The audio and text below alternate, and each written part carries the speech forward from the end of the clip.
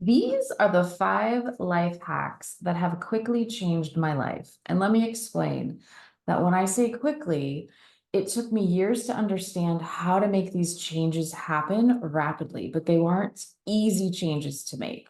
So they're not your typical life hacks, but really, if you embody each one of these, things can happen in an instance. And these hacks work really well because they go super deep. And they are able to help you take a look at real life and understand what's going on so that change can happen, right? It's really how we want to change our perspective and how we want to move through life. And that's usually why we're stuck. We're thinking about the same things over and over again. And so these aren't your typical BS hacks about like eating right, working out daily, putting good things in your mind and your environment. Those should be requirements that you do every single day, no matter what. That shouldn't be a hack. That should be a way of life. You want to make sure that you're living in a way, I think, I always try to do this understanding of living in a way that you're connected to your higher self. And it's a daily practice. It's not a one and done thing. You don't like cross off the hacks and then you're done. You keep building on it. So these are the hacks that I want to share with you that have quantum leaped my life from going from feeling stuck, not able to move, into feeling like I have the freedom to do whatever I want. Life is not always easy. You still have to come back to certain things, but these have helped me leave bad relationships and soul-sucking jobs. And they've given me a boost not only to get healthy, but to stay healthy and to maintain a life. So really quickly, I am a creative life coach, and everything that I talk about really talks about how to be really creative in your life, not burn out, and to make the most of the time that we have here. So let's get into how we want to keep a regular routine of good habits. We don't want to have any sort of relapse of some sort of like cheat day. And we want to start thinking about cheating is kind of a harmful idea, right? We don't want to have guilt in what we're doing. We want to have clean thinking. We want to always be intentional with what it is that we're bringing. And sometimes these things that we need are just mental shifts that convert perspective from feeling stuck to seeing a path of freedom. So as I was saying, I'm still on this journey to my goals, but I wanted to share with you where I'm at, and hopefully this will give you some fuel for thought. Maybe you're also starting to see this as well in your life, and let's work on this together. So I'm not here to claim that I live some wildly unrealistic utopia. I'm just as human as the rest of you, and there's still work to be done. But I think these hacks have gotten me closer to living a life that I want to see for myself every day. So these are deep truths that help my creative work and my creative life. They work in any relationship, and most importantly, they're going to work in the relationship with yourself. So let's get right into it. Hack number 1, I stopped lying to myself. This is a hard one, right? I had to kind of look at the moments and spot the moments where I would say things to myself and then observe if I actually took action on them or not. And I wasn't intentionally not trying to take action. We would all do this at some point. I'm going to start exercising tomorrow. I'm going to go do that thing tomorrow. And then tomorrow came and went, and that thing didn't happen. And I'd start to worry over time, like, why weren't things getting done? How come things aren't happening and I'm not getting the results? Well, obviously, because I'm lying to myself. I'm not telling myself the truth. I'm assuming I'm going to do something and I don't. And these were important tasks. And I started to realize why I was being hesitant. This is a big truth, right? We're going to just have a really safe space to talk about these things. I was realizing the reason I was saying something and not doing it was because those tasks were so important to me that they were intimidating, and I was afraid to do them. I have all the great intentions to do them, but I was afraid to do them. And when I noticed that I didn't take action, I really had to dig deep to see, how was I holding myself back? And I know this is relatable. We can all relate to this. I know this is going to help you as well to kind of see, where might you be? And it's okay to look at yourself and see where you're at without judging. It's observing. Just and ask yourself, well, why? What is it that's holding me back from doing that action that I really desperately want to do? And address the issue. And when I was able to address the issue, I could start breaking it down into really tiny, small steps. Like making a video on YouTube. How do I want to start talking in front of people? I've given plenty of presentations to very large high-powered people, but it's different in a different context. So what are those small steps to take? What about the goals and dreams that you have? What are those small little steps that you could take every day to kind of hack away at it? And the more you research, the more you understand something, the less intimidating that gets. Even though it still may be a little scary, you still want to do it anyway. And so that's really what it was. It was just realizing that anxiety, that fear, that anticipation was really just me needing to learn a new small skill or having a little bit more information that I needed to research. And then I was able to move forward. And that's where it felt really great. That's where the confidence really gets built, because you're able to conquer the fear, take the steps that you need, and move forward. So when I was able to take actions on something that I thought was really hard and realize, no, it's actually not that hard, it was an amazing feeling. It makes you think that you can do anything. And I promise you, it's not as hard as you think it is. Once you start stepping into it, it's always much more fearful in the mind. I know that sounds cliche, but it's true. And these are the things that they're real. Like, we have cliches for a reason because they're true. And sometimes we just have to keep talking to ourselves about how to get through them so that we can move on. We only have a limited time here. Here was the hardest truth of going through this exercise and this life hack. When I started to learn these little ways in which I would lie to myself, and I stopped doing that, I would intentionally decide to go and do the things that I wanted to go do. I made sure if I said to myself I was going to go take an action and I did it, and I felt really confident, I would be able to start to see those around me who would do that to themselves. And you start to see how people, not lying to me, but lying to themselves, and how their own trust breaks down and how they wobble in the things that they want to do. And you start to read people in a much more in-depth way, but kind of becomes a superpower you don't even realize. And it adds up, right? So it's those little things that we're able to dismiss with other people, but they add up to be this big elephant in the room, and that elephant is a really hard element to move in a room. And you start to really think about who's in your network, what's around you, who's around you, and who do you want to trust? Because if people are saying things to themselves and they don't follow through, that's not a trustworthy person. And you'll start to notice when you shift, this is who you might have been associating with, because this is a habit that we all, I don't know where we learn this from, but somehow we all end up doing this to ourselves. And once you break that habit, you're going to have a new pair of eyes. It's almost like this intuitive, like this extra layer of intuitiveness to start to see who you can trust and who you can't.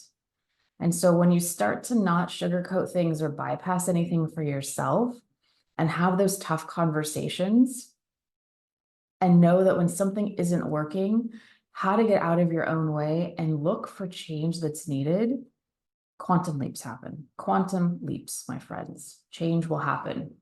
Okay, the second life hack, and they all fold into each other. The second life hack, taking accountability. So this happens right after we have those tough conversations with ourselves. And once I started taking accountability for everything that was happening to me, that was in my control, right? There's a lot of things that happen in life that are not in our control, but how am I handling situations? How am I responding to things? Like, really honestly, how do I want to respond to something? How do I want to have an emotional attachment, detachment? How do I want to have that engagement with something? And be able to know, control is such a hard word, right? Like, it's being able to just take the accountability for why I'm doing the things that I'm doing. I've had conversations with friends before where they'll go through something and they don't know why they did the thing that they did. And that's okay for a little bit. Sometimes that does happen where it's something that comes out of the blue. It's a surprise, something happens. But by and large, over time, you really should get a sense of why are you having that reaction? Over time, you really should have that understanding of what it is that you're feeling, that you're thinking, and why you're doing what you're doing.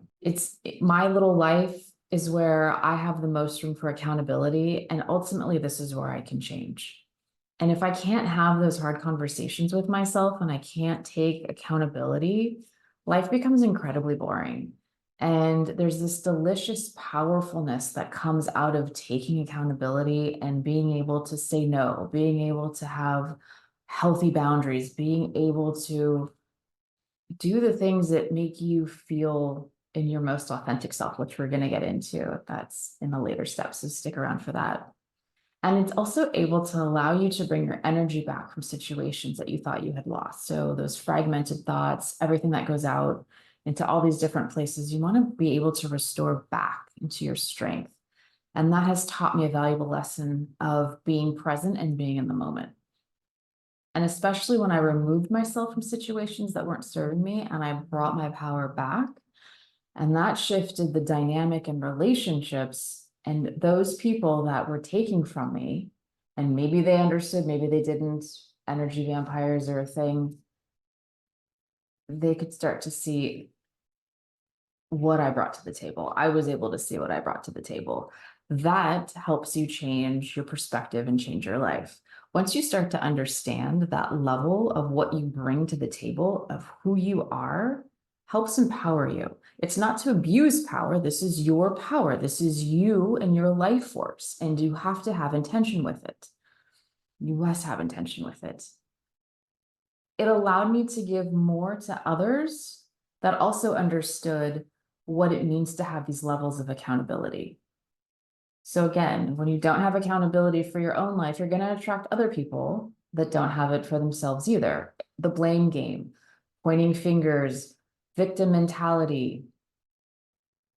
We've all been there. So it's not necessarily judging other people if you're not in that place. It's just knowing there's just a couple camps and you can decide which one you want to be in. That's power. And that will change your life when you start to have these very clear, poignant ideas and understandings of where you want to situate yourself. And that helps make life a lot easier when you want to create things in your life. We are co-creators in this world. We work with the divine source, with a source of power, and we want to make sure that what we do is intentional. And that becomes a game changer. It becomes a game changer when you start finding people that have these same levels that you want to play, and they keep going up. And you want to be in the room with those people because those are the ones that are going to empower you. They're not going to take your power from you. They're going to empower you. And if we can live life in a way where no matter what happens, that I'm always able to take responsibility, you're always able to take responsibility for what happens for your own actions, that means nobody can take your power away from you. And that's important. And power is life force, right? When I say power, it's about that energetic life force, that energy that you hold. Power taken from you is when someone's telling you what to do, controlling you mentally, emotionally, where you have sort of felt like you're out of control. Your mind is racing and you can't pull it back to you. You're overly emotional and you can't get a handle of what's going on. That's power. That's someone like disrupting everything that you're doing. So as soon as we can pull back and say, it's up to me to decide where I'm going to put that energy, that time, and that accountability, that's how you start to change your life. It's a quick hack. I can give it to you in a couple sentences. Take accountability. That sounds really easy, but it goes really deep. But as soon as that happens, you can change in a couple seconds. Hack number 3, move forward even in discomfort. And so I hear these a lot about how you have to just like feel the pain and do it anyway. And a lot of times it's not usually pain, it's necessarily, but it's usually some sense of like sitting in a little bit of discomfort, getting out of that comfort zone and doing the hard stuff, doing things when no one's really looking. And as soon as I was able to get into a little bit of discomfort and sit with it, it started to dissipate. Because then you're in a new layer and a new level, and this perception of what you think it's going to be isn't really. And discomfort is only a moment. It only happens in a moment, and like everything else, it passes. And so this one takes a little bit of practice to move through, But then you start to get used to the discomfort. You start to anticipate that it's coming. And it's just like anything else, like getting up for doing the hard things, then you get the muscle memory to do it over and over again. And it's like where real growth happens. I always like to think of the little plant, the little seed that starts to break out of its shell, and it's that life force that cracks open the shell and it plunges its first root into the ground. And I'm sure that was incredibly painful. Transformation can hurt sometimes, but it's when the transformation is over, that's where we start to feel open and expansive. That's where we really start to express ourselves and like grow and really be big. And after a while, that discomfort starts to become this new level of comfort to move through. And we start to get used to the motions and the cycles that move through it. And then that forward motion starts to happen, the momentum starts to happen, and the news starts to come through. And then that discomfort shifts into enjoyable moments. And that's where the conversion and life altering and uplifting moments happen. So I'm still learning how to get really good at this. Each level brings new challenges to enjoy, but it's just always fun to see how much we can get out of our comfort zone and expand and kind of find it as like a new little kink to get into and see what else I can do. How do I take up more space? How do we be more, just more in the short time that we have here? Hack number 4, showing up for myself even when no one else will. This was a tough lesson. This was a tough truth to learn in the beginning. Who doesn't want to feel supported and encouraged by everyone around them? But what if the changes that you want to make reflect back to others in a way that no longer resonates? So let's say you want to change your diet. You don't want to eat processed, crappy fast food, and your friends love going out and doing that, and you don't want to do that anymore. So what happens? You're going to make some noise. You're not going to want to do the same things. You may want to stop drinking. You may want to stop going out and partying. You may want to go work out more. You may want to change little things in your life that start to like wake up your consciousness.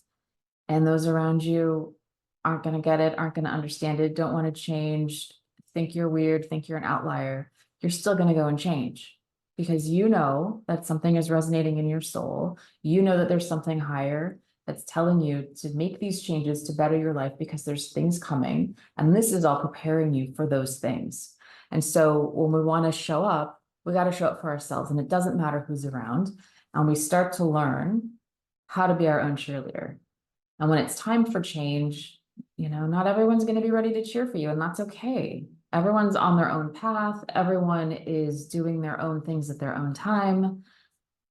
There might be people that you've noticed have changed and you weren't ready for it, and you have to let them go. And we have people coming in and out of our lives. And so over time, you just learn to be your own cheerleader and learn how to encourage yourself. And you're inside this thing forever. Well, at least while we're here. And you've got to figure out how to have a relationship with yourself. And if you can't cheer yourself on, it's going to be a little bit harder for others. And even if someone is cheering you on and you can't get it in your head to encourage yourself, none of that cheering is going to make a difference. So you might as well learn how to cheer for yourself. You might as well learn how to encourage yourself and show up for yourself no matter what, because that's what matters the most. It really, really does. And don't take it personally. People don't want to show up for you. That's okay. It's you in your life, living with your higher self, having this experience with everyone else moving around at the same time. You show up for yourself and you do the things that you're driven to do. And it also goes back to how we trust ourselves and have those honest conversations. Are we doing what we want to do? Are we doing what we love to do? Are we doing what we're driven to do with the purpose that we see? We may not understand what the purpose is right at that moment, but if you feel that tug inside of you, if you feel that pull, there's a reason for that. So acknowledging the times when we're not really doing what we should be doing, we need to make those necessary changes, even though they're hard changes. And that's how we show up for ourselves. We make sure that we're staying in check and in alignment with where we want to go. I don't know if we ever really know the end game. We just have some goals, we have some visions, and we move forward. We want to try as much as possible. And sometimes life happens. and we do what we need to do. Hack number 5, and this all brings everything together with all the 4 hacks, which is hack number 5, expressing my authentic self is an act of self-love. So people pleasing is out. Going with the flow just to get along is done. Being nice for society isn't playing the game correctly. Now, of course, you're going to be kind and you're going to be generous and you're going to want to have reciprocity. But just to play nice, to be social, just to people please, that's not working anymore, right? Like identifying what is in my best interest is also what's in your best interest. When we're all connected and we're all living in our authentic self, we're really actually acting out the best, highest version of ourselves. Wearing a mask so that others feel a certain way is actually really harmful. We want to be able to show our authentic self. That word gets used a lot, I know. But when we understand who we are, when we've had those honest conversations with ourselves, we can show up. I know from past experiences when I've kind of given up and I didn't care what I was doing or where I was going or who I was going with, it was the most poisonous thing I could have ever done to myself. And that's a really hard truth to admit. And there were times where I just was tired. I didn't care anymore. I was hurt. I was frustrated. And the time it took me to dig myself out of those situations was precious time lost. It took years sometimes to rework my life, kind of like reassess, why did I do those things? And now I live in a life where everything is intentional.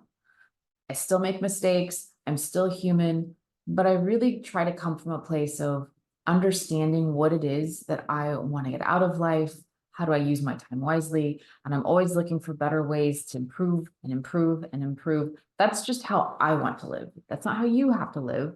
I just want to share with you these tips to give you inspiration to say, we're all kind of figuring it out together and we're all trying to make success happen. And I feel like the best kind of life isn't necessarily this big showy life. If that's what you want, that's great. It's more of like, how do I feel internally? What peace of mind do I have? How can I just be in my own authentic version so that I can show up for you?